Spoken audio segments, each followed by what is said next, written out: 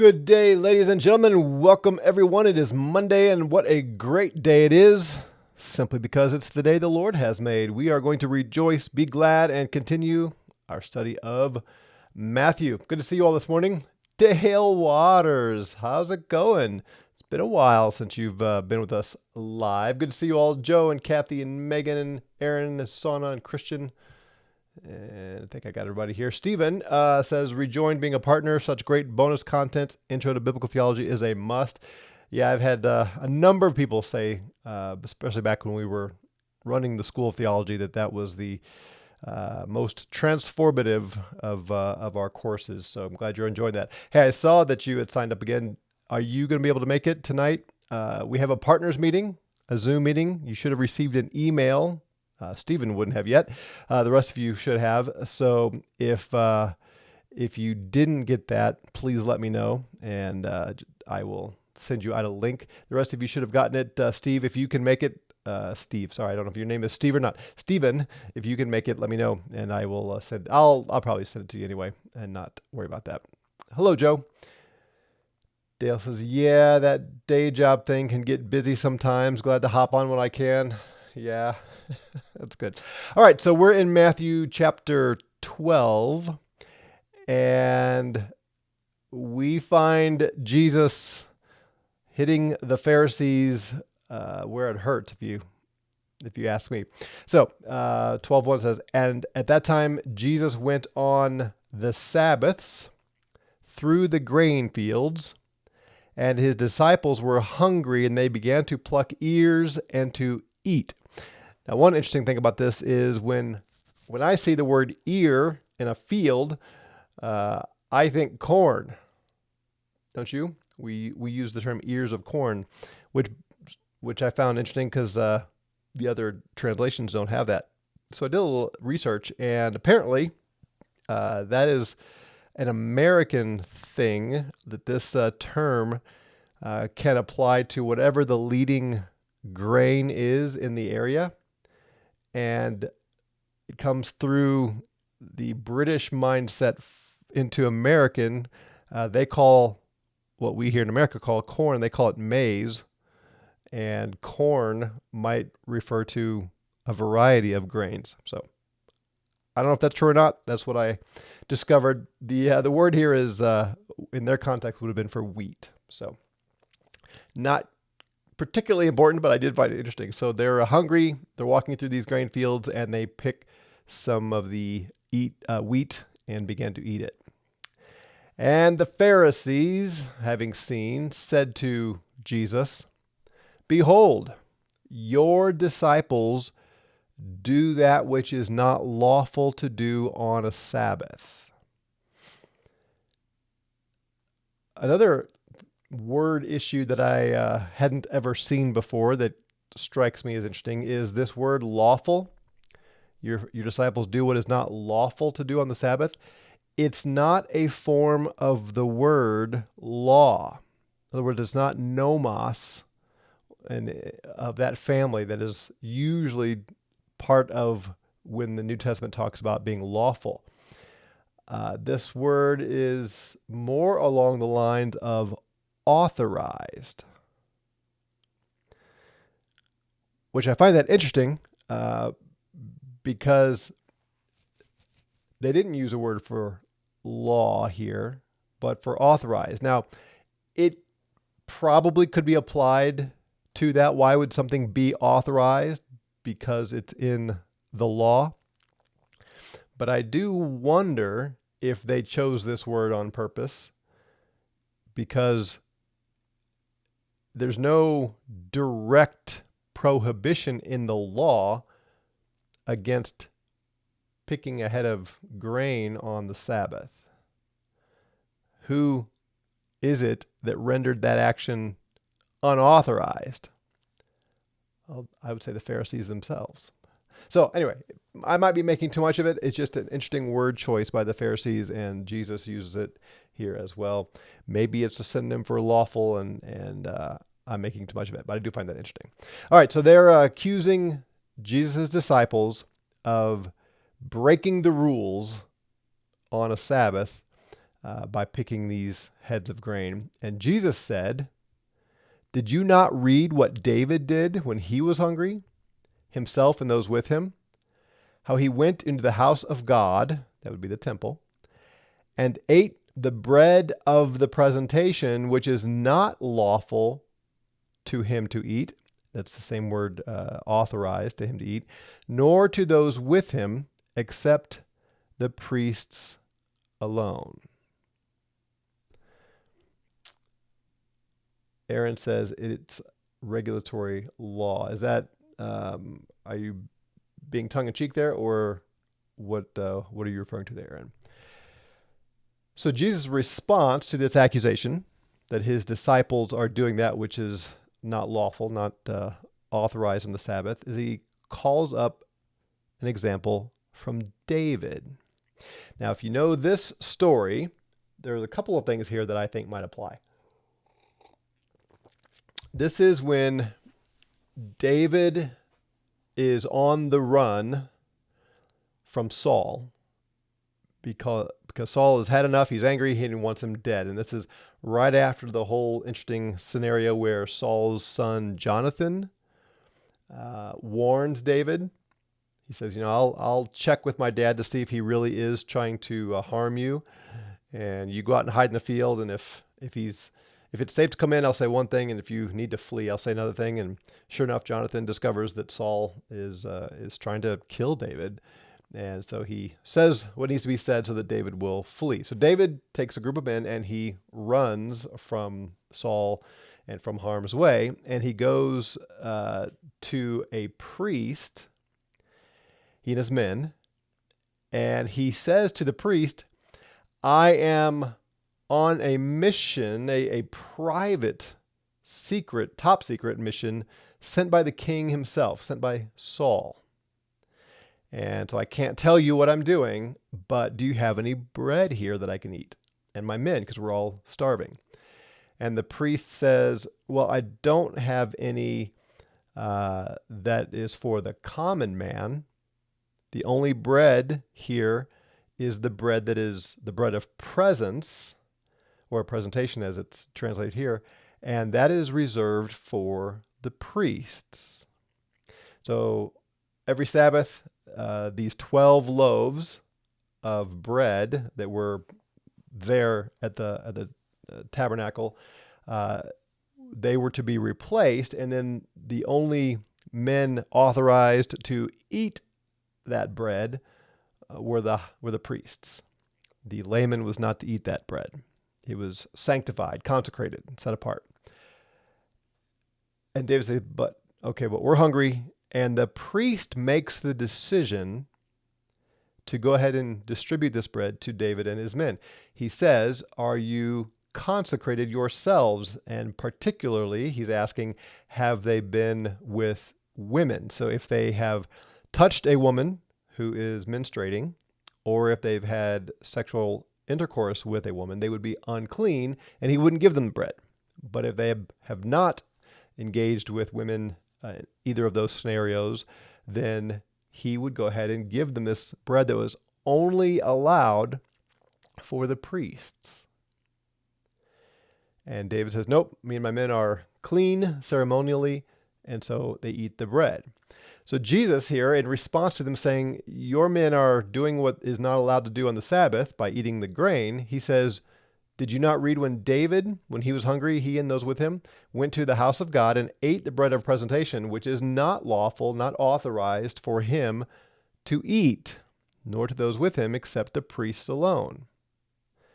So what is Jesus doing here? And what's going on with David there? The question that comes to my mind is, on what basis did the priest determine that he should give the bread to David and his men? A couple thoughts come to mind. One is simply, this is an unusual circumstance where these men are here and they are starving. And so the priest makes the judgment that it is better to show mercy to these men than to hold so rigidly to the rules. And that fits very nicely with what Jesus is going to say here in a moment. He's going to quote again what he has quoted before and will again. Mercy or kindness I will, and not sacrifice. And that's a quote from Hosea 6. And Jesus is going to bring that up in this context here in a minute. So that makes sense to me. And it may very well be that the priest there, again, has a good sense of propriety and judgment. In other words, it's like he knows God and he knows the intent of the law. And that in this circumstance, we have these men that are starving, they're hungry, they're doing the Lord's work, so to speak. In this case, it's better to give this sacred bread to them than to make them go hungry for the sake of the rules. That's very possibly what's going on. And even if the other possibility is accurate, it doesn't mean that one is not part of it. So anyway, are you following with that? So it could be that Jesus is saying, look, David was given consecrated bread by the priest, even though that was not authorized. And because the priest understood that a higher priority than keeping all those rules was feeding these starving men. The other thing that I find interesting, and it fits the context here as well, is David deceitfully said he was on a mission from the king himself. I think it's also possible that the priest made the decision to give David the bread because he didn't want to anger Saul. Or, that's sort of negative. Maybe on the positive side, he valued Saul and said, okay, if you're on a task given by the king and it's so important that you can't tell me in details, then I should honor the king by honoring those who are sent to do his thing. In other words, the authorization that the priest appealed to was the fact that these men were sent there on mission by the king. So a higher priority than the rigid rules is I want to honor and obey the king, or I don't want to provoke his wrath, depending on. So you see what I'm saying? Either of those, we're not told in 1 Samuel there, we're not told which of those is the scenario. We just are told that the priest gives him the bread, and according to the rules, David wasn't allowed to eat the bread because he wasn't a priest. All right, so you tracking with that? Aaron says he was being tongue-in-cheek, American context, burdensome extension of legislative law. Yeah. As I understand the traditional non-Pharisaical understanding of the Old Testament law is that it wasn't to be interpreted as black and white in a way our modern minds tend to think. Yeah, and if you look at Second Temple literature, they did wrestle with these kinds of questions quite a bit, where the Pharisees used the rigidity and indeed added to what was in the law in order to keep their control and to fleece the people and to get rich off of the people. And that's what Jesus is exposing all the way through here, as we see, right? All right, so that's the first thing Jesus says is, first of all, David ate bread that was forbidden to him. So Pharisees, how are you going to explain that? If you're here judging my men for eating some wheat from the fields, how do you explain David? So there are exceptions even in the law that you hold so dearly. And then he gives another one. Verse 5. Or did you not read in the law that on the Sabbaths the priests in the temple profane the Sabbath and are blameless? Now think about the implications of that. Okay, so you Pharisees are holding to an understanding of what is allowed and not allowed on the Sabbath. You're not allowed to eat grains from a field on the Sabbath, and you're not allowed to work on the Sabbath, which obviously is right in the law. Yeah, that do no work on the Sabbath. And yet, the priests in the temple do maybe their most significant work on the Sabbath. They certainly have to continue with the sacrifices and so on the Sabbath. So, Pharisees, what gives? You see what the Pharisees were doing with the law? They were so narrow-minded, and that's giving them even a little bit of too much of a benefit of the doubt. I don't think by this point it was so much narrow-mindedness and lack of nuance as it was they interpreted it in a way to be controlling. But Jesus says, look, priests did their thing on the Sabbath, and they were blameless. God didn't strike them down for doing what they were called to do on the Sabbath. So, do you understand, Jesus is saying, that the rules regarding the Sabbath had a purpose, but there are exceptions and, again, some nuance. It's kind of like, we've talked about this in other contexts. I think I went through this in a Freeform Friday some time ago, and several of you mentioned this was really helpful. We talked about quote unquote bad words, profanity, and I was making the point there's no such thing as a bad word. There's no list of words that God says, if you utter these terms, you are wicked and evil.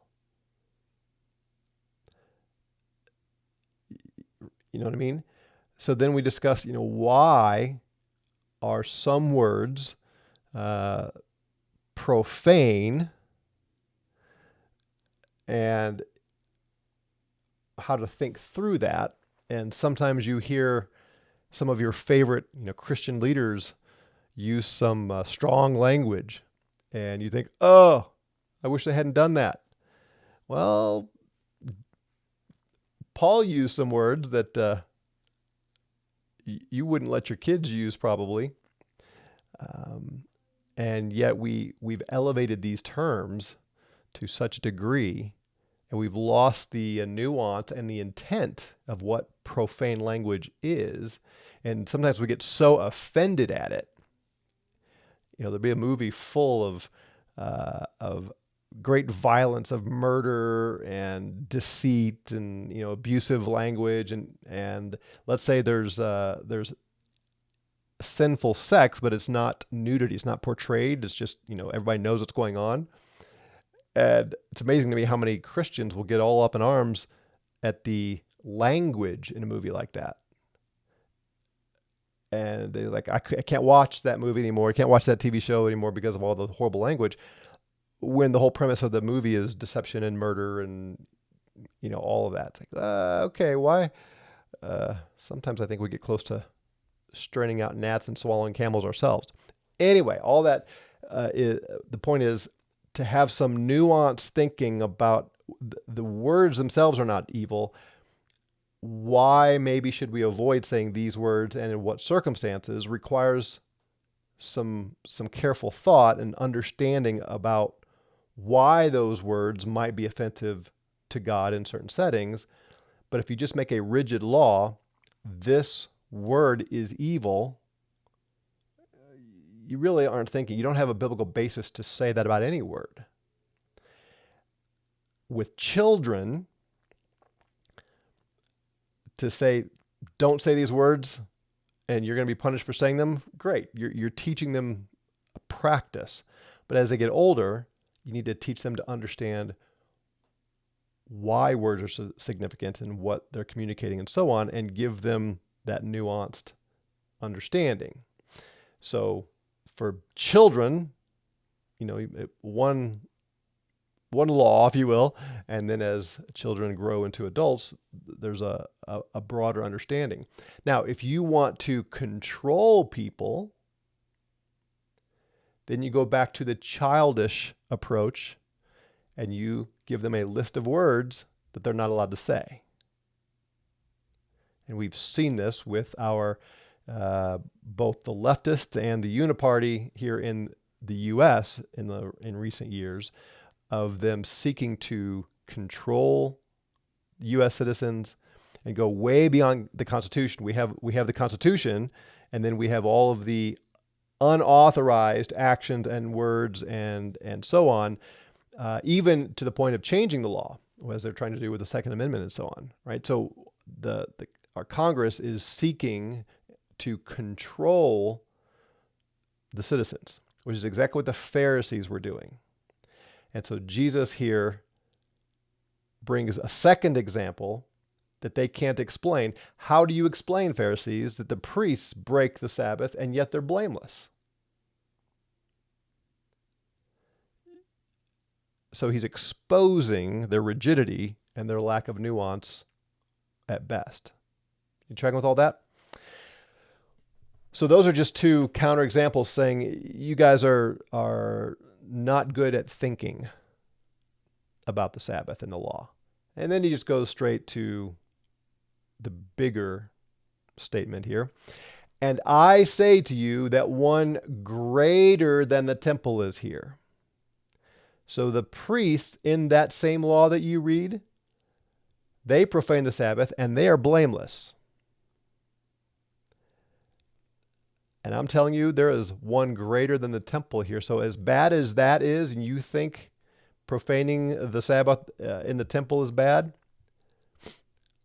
I'm greater than the temple. Whatever you think about the temple. Yes, it's the house of God. Yes, it is the center of everything according to the law and the covenant, but I'm greater than the temple.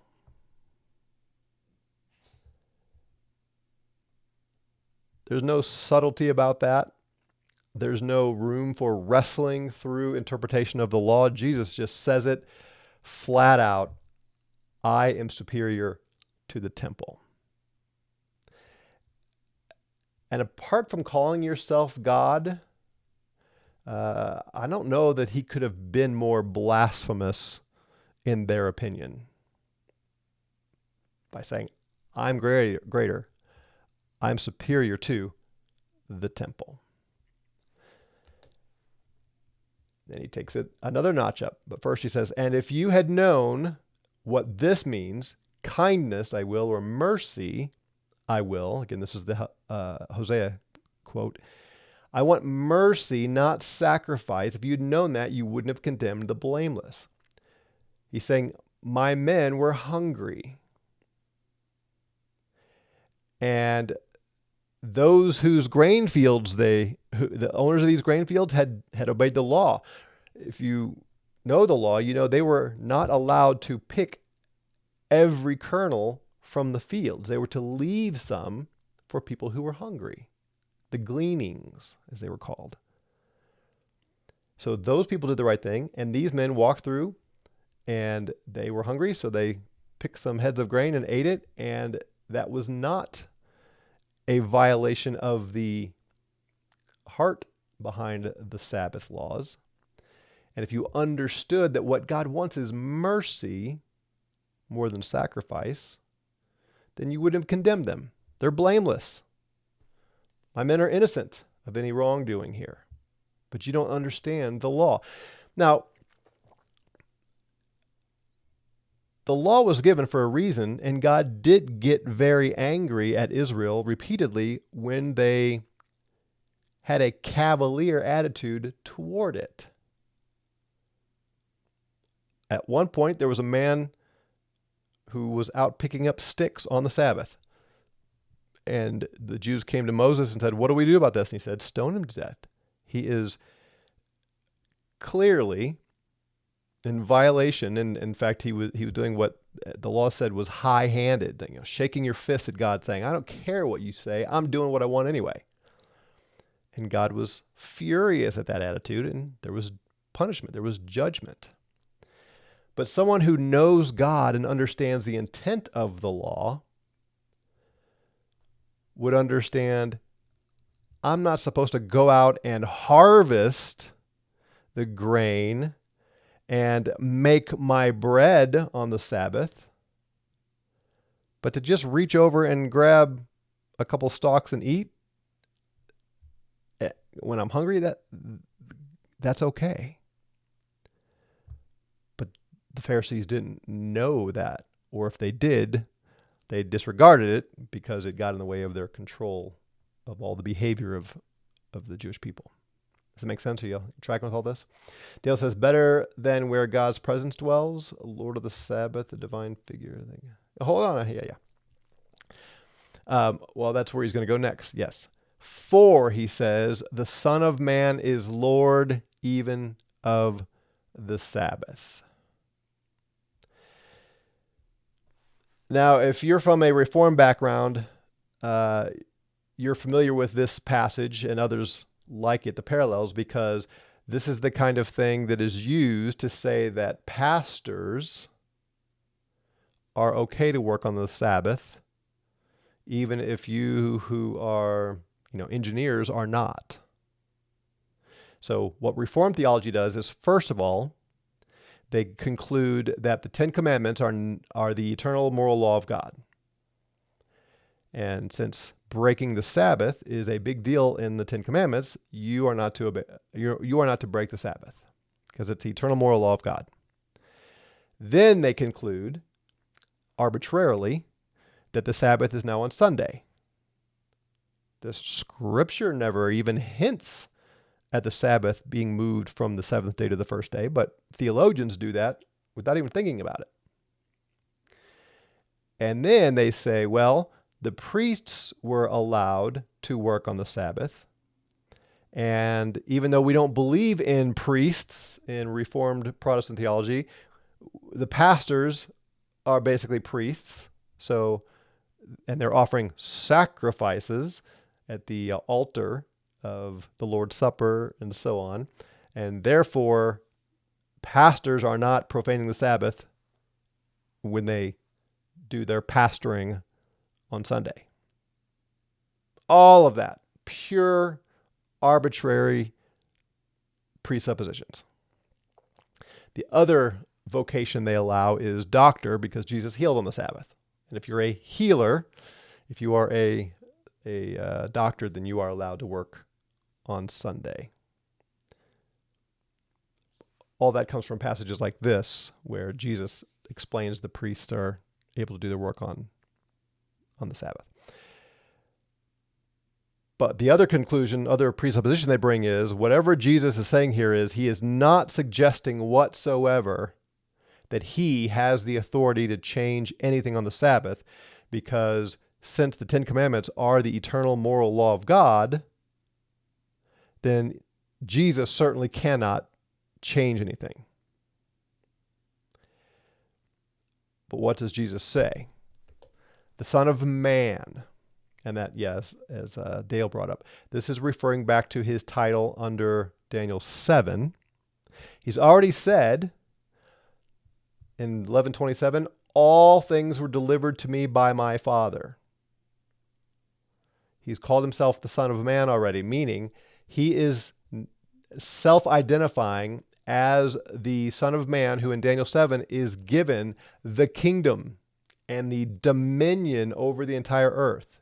This is why he will say in Matthew 28, after the resurrection, all authority has been given to me in heaven and on earth, because I'm the Son of Man. That's his point. Well, here he's saying the Son of Man, the one who gets the kingdom, is Lord even of the Sabbath. So what I think is going on here is he's giving them some rationale. He's arguing with their assumptions about whether or not these men are sinning by pointing out Old Testament examples that are similar to Jesus' disciples to say, look, you don't understand the law as given. My men are not breaking the law. But an even bigger point is, I am superior to the temple. I'm the Son of Man. I'm the Lord of the Sabbath. If I wanted to tell my disciples to go make bread on the Sabbath, I have the authority to make that decision because I am Lord of the Sabbath. I, not Moses, and certainly not you Pharisees. I'm the Lord of the Sabbath. I decide what is allowed and not allowed. And that drives Reformed theology nuts, but I don't see any other reasonable explanation of what Jesus means when he says that. I am the Lord of the Sabbath. I decide. Not Moses. I decide what my disciples can do on the Sabbath. I'm greater than the temple. I'm greater than the law. I'm the Son of Man. I have all authority. That's what I think Jesus is saying here. And of course, the Pharisees hated that and used that as rationale to try to kill him later. Does that answer your question, Dale? Someone says, this is a great passage for the reformers unless you actually interpret it right. Yeah. Mike says, don't forget their temples. What's... Not sure when you made that comment. What are you referring to there, Mike? Alfred says, Scripture specifically teaches not to recognize one day over another. True, but not yet. Right? Oh, are you speaking, to the Reform guy? Yeah, the Reformers, their presuppositions about the Ten Commandments trump what Paul says there. Yeah. Sana says, works of mercy and necessity are allowed. Yeah. Dylan says, eternal law has authority over the eternal God. Crazy that it's so easy to systematize things. Yeah, exactly. Amy says, before Moses was, I am. Yep, he'll bring that out later, won't he? All right, so again, we just see, and we're going to see more and more of this, just the conflict and Jesus taking the Pharisees head on and exposing their sin, their wickedness, their self-righteousness, their deceitfulness, their power hunger, and continuing to draw that line in the sand. You follow them, and you're going to be judged. You follow me, and you will be you'll be on the right side of all this. And he's going to continue to divide the nation between their leaders and himself. Jim, looks like you're starting to write something there, but only does in came out. Sona says, I assume Mike was talking about the church being like a temple in Reformed churches. Oh, is that what you're getting at? Their temples being the Reformed folks? Yeah. I mean, the whole idea of having an altar in a building. I mean, probably a lot of you are not Reformed, but you have pastors who are basically calling themselves priests when they say there's an altar. The whole altar call, idea, come down to the altar. All of that violates, in my opinion, what the New Testament says the church is. There is no altar. The sacrifice we bring is a sacrifice of our lives and the sacrifice of praise. Lord's Supper is not a sacrifice. It's a remembrance of Jesus' sacrifice. But, all right. I have to stop there or I'm going to go down, give you all a New Covenant theology lecture. All right. Jim says, doesn't it say they met on the first day of the week? It does, yeah, but that's never commanded, and that's certainly never called the Sabbath. Alfred says, church being the temple, reformers, all churches do, I believe. Well, the church is the temple, but church buildings are not, if I'm understanding your question. Aaron says, my non-reformed pastor called people to the altar yesterday. Yeah, that's... Yep, it's very common. All right, I'm going to leave it there. We will continue on tomorrow with the next section. Have a great day, everyone. Partners, see you tonight. If you didn't get a link, send me an email, and I'll make sure you get that. 6 p.m. Mountain Time. See you then. The rest of you, see you tomorrow. Grace and peace to you.